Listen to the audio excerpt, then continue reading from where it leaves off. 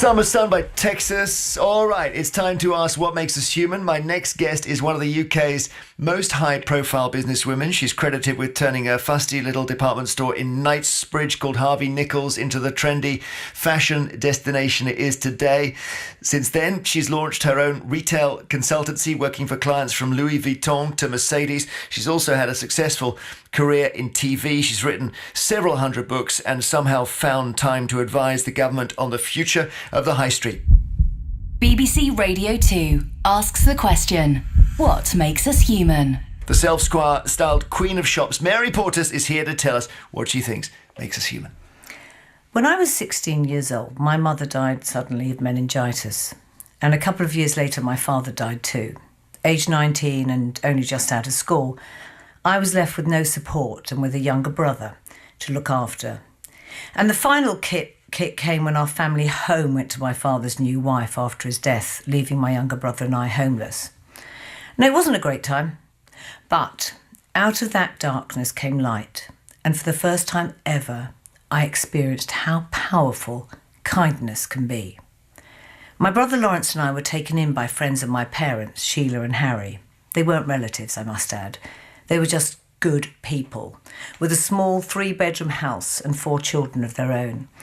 They were people who could have done without adding to their busy household, but they knew that this act of kindness saved 2 teenagers from loss and from grief, and it ultimately helped us to go out into the world. This still is one of the greatest acts of kindness I've ever experienced, and it had a profound effect on me. It influences all that I do today. In fact, it eventually became my guiding principle in life and in business. But it wasn't always thus. When I first went into the world of work, I didn't see much kindness. In fact, I saw much that was the opposite, especially in leadership. Behaviour that was competitive, tough, aggressive, and sometimes offensive. I even remember a colleague, a father of 3, on being fired, being told, "Don't take this personally, it's business." The business game they played was an alpha one, and regrettably, I joined them. And I was good at it, so good, that by the time I was 31, I was on the main board of Harvey Nichols. I had money, I had status, and I had power. But at what cost? At the cost of who I truly was. I suppressed my natural energy, my instinct and sensitivity, and I put thoughts of kindness to one side. That doesn't work in business. I became a completely different person at work to the one I was at home. And then I set up my own agency, I started in TV, I advised global retailers, lectured worldwide, wrote books, all driven by this alpha behaviour I learnt in retail. And then money rolled in. I worked like this for years, until I couldn't anymore. In 2012, my young son came into the world, and the same week my eldest one went out into it, off to university. I took some time out to be with them and to think, and at that time I realised that work wasn't making my soul sing, and I needed to work out why. So I spent many months reflecting, reading and working at the qualities that I, as a woman, felt reflected my best self. And at the heart of all these values was kindness, the value that connects me with my formative years, and most importantly, to myself. The value that I learnt through the kindness of the couple who took me in. The kindness I learnt through caring for my younger brother and later on for my own children and family. The kindness that was built on strength. And once I'd crafted these list of values, I sat with my managing director and together we worked out how we could place kindness at the core of our business. Kindness is not the same as being soft or a pushover, and I'm certainly not that. It comes from a place of respect and compassion. We treat the people we love with kindness, but it's rarely spoken about as a key to a successful business. But I assure you, it's even possible to fire people with kindness. I have, many times. I truly believe kindness is the future currency that businesses will structure and trade in. And for those sceptics, it's also very commercial and profitable. I'm proud I've created a working environment at my agency Portas, one built on support, strength and honesty. One that reminds me where I've come from, and one that guides me where I'm going. Who wouldn't want that? If you believe in caring and being kind to people, you bring out the best in them. You make them feel safe, so it gives them confidence and strength. And it allows them to be who they are, to be honest and to be open. There really is great power in kindness. There's strength in it. In fact, I believe it's the most important part of life's success. Thank you, Mary Portas. And you can listen again to Mary's essay by downloading our podcast, What Makes Us Human. Just head to the BBC Sounds app or website. And your chosen track today, Mary, is Queen of the Slipstream by Van Morrison.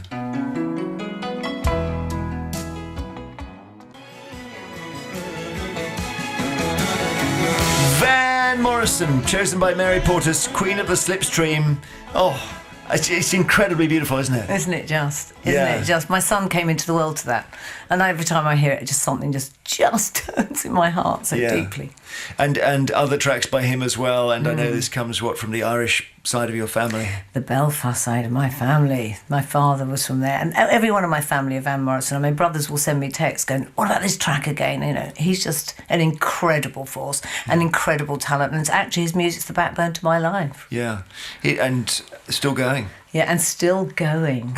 Really still going. So you were one of 5 kids. So what was the early years like at your home?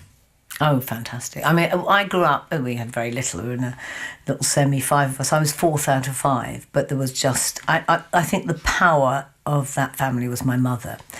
You know, this woman had the ability to dress us all, knit for us, cook for us, educate us, sit down, do algebra with us, music with us, poetry with us. And it was just one of those families that every other kid wanted to be in, because it was just, as my mother used to often say, it's like Paddy's Market in here. There was never any peace. And you know, I was the 4th out of 5. There's only just sort of 2-year gap, 1-year gap, so we were really, really close. And it just kind of ended very quickly. She died of meningitis, and you know, within 2 weeks of just getting a head cold, which I had never seen my mother go to bed ever. So we thought, hang on, this one's not right. And it just changed. It was a sort of closure on the first part of my life for a good 5 years. And what age were you when she died? 16. 16. And before that, I know I've saw you write about her before and saying, like, there was one moment where she cried and it was just that the whole family got too overwhelming and she picked up a dog lead and then the dog went mad. Is that right? Yeah, she picked up a dog lead to slap my butt with it. And we were all going, and she was like, oh my God, it was just overwhelmed, you know, exhausted, these 5 kids. And then the dog got excited thinking it was a walk. And we were just like, oh, and she just sat on the stairs. And I just remember her kind of like, and we all just jumped on her, mummy, sorry. So in those years where there were the 5 kids and your mum and your dad, what was your dad doing?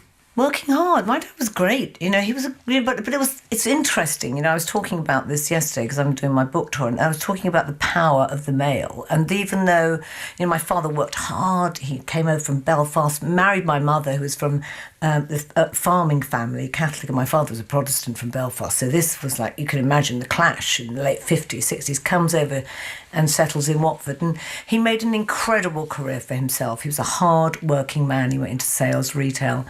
And but I remember my mother, when he'd come over, shush, you know, your father's doing his books, he's doing his accounts. And so there was this, always you knew that the power was there, you know, around the male in the family. And I think that social editing happens to us quite young. And really, when my mother died, even though my father was incredible, I saw that she was the person that organised every part of our lives, and his. And do you have any last memory of your mum? I think, well, it was just, my mother was deeply religious, and subsequently I felt very guilty for turning my back on the Catholic faith, because I think it's done an incredible negativity to females and women. But I do remember she couldn't speak at all. She didn't know what she was saying, so I just thought the only thing I can do is say her prayers with her, and she stopped and did that with me. And somehow it stayed with me that some way she was linked to something that felt so, felt important, and it gave her peace. So at 16, then you lose your beloved mum, and your dad, having been this worker person who goes out and, you know, hunter-gathering and all that, has to have a slightly different role, but it didn't really quite work out. I think he was completely lost. He was completely lost. This woman managed, you know, every part of our lives, and she was suddenly gone. And here he was seeing my elder siblings had left home, so it was Lawrence and I. And I think he just thought, what am I going to do? Here I'm a man in my early 50s what am I going to do? Where am I going to go? And so he married the first woman he sort of met, who was just quite simply hideous. That's, there's no other way. There are people out there who aren't kind, and she wasn't kind, and she alienated us, and he went and lived with her, and me and my brother and my siblings, when they came over the weekend, lived in our own house, and then he died shortly afterwards. I was trying to get my head around it, because I was talking to my own kids about it last night, about that your mother died and your father then leaves the house. So you become very central, particularly in your younger brother's life. You're in charge. Well, it was by default, the thing is, because he was young, when Mum died, he was 14, and then his father died, and he was 16. So it's just the worst age for a young guy. I mean, I was hopeless at it. I'm not saying I was any angel. It was the role I was given, He and I, trying to work out how to get through this, and being, homeless, by which time, you're 18, you're a grown-up, aren't you? It's crazy, but looking back on it now, but it was thus. I'm imagining the young Mary Portas going out and looking for bargains in the shops and thinking suddenly, okay, I understand what retail is now. Is that right? Yeah. Well, I think there was two things that happened. One was the local shops kept my mum going. That's how she shopped. She shopped every day. She went out and got food. So there was this wonderful, wonderful people that I used to get the school bus back from Rickmansworth to Watford, and they would be closing the butchers at about, because they close about 4, don't they? And then he'd say, your mother had this on a Wednesday, and then tell me what it was. And then I remember once getting the fruit and veg, and they'd put a little note in how to do the vegetables. It was just kindness. This was a community. This was their social infrastructure. And that's why when we talk about high streets not being important, it's not about retail, it's not about commercial. If you put community first, and if you put social equity first, then the money follows. And that's exactly what I'm talking about here in business. If you put people first, if you put kindness, if you connect and create safety, all the other stuff flows through.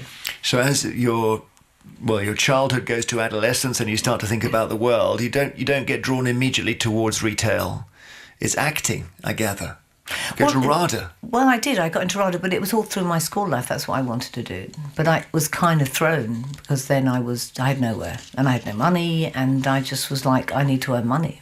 There's no way I'm going to go to RADA. Also, I don't think I was emotionally ready to be expressing deeply and connecting in a world where theatre was at the heart of and expressing yourself. I was completely traumatised, and it was just not a place I wanted to go, so I didn't go. So I ended up going to a local college, and I was so badly behaved, because I think I was in such grief and anger, that the head of the college said, you will have no future in retail. I think she wrote that down as well, if I'm Brilliant. not forgotten. Keep it. Well, I think you can find that somewhere. I have to say, in fairness to her, I don't think I was particularly well behaved. In fact, I know I wasn't. And she bought my book. Someone sent me a picture of her with my book smiling. And so, Dora, if you're listening, I'm sorry. I was a complete asshole. It's just going back, you made this comment about your father's new love, that she was hideous. So just so I understand, was there any way, as you grew a bit and before he died, that you could sort it all out? Go back to her, say, let's be friends. Well, I think it's terribly difficult when your father dies, and they take... This is a woman who was married to my father for 9 months, and they take your family home. So it's very difficult. Also, my father wanted to be buried with my mother. It was a thing they did, the little same plot together. She didn't want that. And it's the only thing we got. And we had to drag the family priest around him. And I remember us all walking, and we walked to the house because she took his car, even though she didn't drive. So I'm not sure, Jeremy, I wanted to sit down and say, I want you in my life. Because she wouldn't even let your father be buried next to your mother. Yes, but we got that. Okay. In the end. You had to go round, with a priest? With the family priest, bless him. And he went in and spoke about, the marriage. And he then, I understand, he left everything in his will to the new wife, and... Yeah. So you had the ground cut from underneath you? Yeah.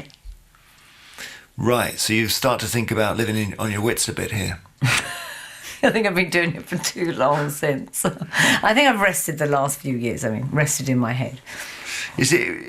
What's the secret to your success? Do you think it's that you see the ability to transform things? I don't think I did for a long time. I think I just worked harder than other people earlier on because I was scared. And I lived in fear that I didn't have anything to fall back on. So I just worked really hard. But interestingly, from that work, I discovered what I was good at. And I think, one of the things, it was about connecting with people. And if you think about retail and selling, I did it through a lot of the visual and the communications part of it. So it was quite similar to acting. And then I was learning commerce at the same time. So it was this wonderful mix together of this creativity and my performance and enjoying the arts mixed with a commercial side to it. And it just... Luckily, I ended up at the right time in the department store at Harvey Nichols at a time when change was happening. This was the 90s, it was a time of the bling culture, which is nothing I'm particularly, proud of. But it was an incredible time to learn and sell, and glamour was at the heart of it. And it was just that wonderful world that I hugely enjoyed. And I think when you enjoy your work, you create something powerful. You say wonderful, but in your essay, you point out that it was very built around men, and it was very alpha, and the thing of, firing somebody and saying, oh, don't worry, that's the way business works. And I can see you were drawn into it and you went with it, but it wasn't you. Well, you're drawn into it because you have to. How do you survive? It's the same today with most people. And when I've been on tour, I'm talking, and people say to me, "Oh my gosh, this is my work. This is what I have to do." You bring only a part of yourself to work because you think you need to put on a performance. This is how the culture of this business is. I don't even think I thought of culture. You just went in and you thought, well, in order to succeed, it's got to be invariably about individualism, putting the hours in, competitiveness, wanting to win. It wasn't really based on collaboration or creating a place where there was joy at the heart of it. And if you put joy and kindness in, as I say, the other stuff comes. But this was, don't forget, after the years of Thatcher, and still, all we ever talk about is economic growth, GDP. That's all we ever talk. That's success. Not that people are clinically depressed. Not that people. I know aren't we in? Isn't it Wellbeing Week that we're in now? Mental Health Week. Yeah. Huge issues over that. This is the world that we're living in, and we're not looking at that. It's okay, and we knight these people, Sir blah, blah, blah, for making a truckload of money. Well done. That's the world we're living in. It's not the one that says who's happy and who's really looking at the next generation, developing people, training people, giving them joy, a sense of themselves, a sense of identity. Nobody. So we got our values wrong, you think? I think we got our values completely wrong. Because we measure it by success and money and wealth and all that. Of course we do. Look at the front. That's the rich list. Let's look who's in the rich list. Let's who make it onto the front of the magazines. Even the women who they put at the front, it's going to be the ones who's made X amount of money, has 8 kids, gets up at 4:30 a.m., practice their Mandarin Chinese before doing yoga and flying off to somewhere. People don't live like this. Stop putting these expectations on us. And those expectations from young women particularly, and young men, come at such an early age that we end up with people thinking, I'm not good enough. I'm just not good enough. How is it that you came to see both David Dimbleby and Muhammad Ali in their pants? God, just to ask a completely surprising question. Well, in Harrods... You should see his little naughty look on his face when he asked me that. In Harrods, I used to work on the back windows, and in those days you had to go through the men's fitting rooms in order to get into the windows, and you used to have to ask the buyers if they could let you in. And then I went and dressed my window and came out, but I hadn't. You had a little walkie-talkie, asked the buyer to go out, and I just walked in, and Muhammad Ali was standing there in his boxer shorts, not ones to hit you with, his underwear shorts. How brilliant. He said, welcome to the party. How wonderful. Yeah, and those windows, for people who don't know the history, the Harvey Nichols windows became really famous because they're absolutely huge. The Harvey Nichols windows became famous because I didn't look at selling. I just put in stuff that people want to talk about and look at. And actually that made them want to go there. So it wasn't about stock at all? No. That was the big idea. Yeah, the whole idea was what would make you, in your apathetic day, walking along, just make you smile in your soul, or stop, or look at, I did a whole installation with Thomas Heatherwick just as he left, university, left Royal College of Art, and it was an installation. We nearly got closed down for it, but it was an incredible piece of art. And you just walked past and went, wow, that's good, right? That's better than, oh, here's another frock. Let me just ask you about your personal life a little bit. You married Graham, you had children, you split, you're still very close, talked about that. You met someone else about a year after the divorce. Yeah. It was a woman, Jeremy. Is that what you're going to get? Well, I wasn't even going to just will you say whatever you want to say? Well, there's not a lot you can say, I fell in love and I married and had another child. Actually, you know, it was so lovely. This last weekend, my daughter graduated from university, and there was all of us together, and it was just magical. And you know, the press cannot bear the fact, some press, that you can actually talk and not have, you know, a breakup that's based on hating each other. You can do things that just say, you know, that's where I've got to in my life, and this has been great, but it's not great for the next bit. So how do we do this and put our children at the heart of it? And how do we put kindness and love there? And you can make it happen. Do you see, when you look at the photo, which sounds great, of you all standing there, do you think, yeah, that's my life and that's the journey I've been on and it's great? Exactly. How can you eradicate a part of your life when you've married someone who's given you your children? How can you not celebrate that together and just do that human kindness to each other? It's magical. And, you know, there are times when you go through it and it's difficult. Of course you are, when you're going through pain and that breakup. But you have to rise above that. And when you do, and you put other people first, which is your children, something beautiful comes out of that. Are you, now you've got into this zone of kindness, which I must say is a beautiful word to associate with being human, because of course life makes us a bit unkind to each other. Do you see that as a mission? You see that as something you can bring into business? I'm just thinking about your charity shops, Mary's Living and Giving. That shows kindness. It does, but that, you know, the thing is, my form of kindness, I think there's people that do a lot more. That, you know, I'm in the public eye, so it's easy for me to come out and say this sometimes. And I think there's people behind the scenes who do incredible acts of kindness. I think the really important thing for me is it's become a central tenet to the way I live. There's times I fall off the path. I mean, good God, you know, when you think that's not good behaviour, this isn't great, you're losing my temper or getting annoyed, but you know the path's there and you know where the right place is, and you get yourself back on, and you can be vulnerable and say sorry to people. But actually, I didn't behave well there. And I think that's the most important thing. And I think we need to see this in business. We need to see it takes courage to be kind and vulnerable in business. It really does. And we need to see more of it. And I think we're going to see a better world if we had it. Thank you so much for coming in. Mary Portas, telling us what makes us human.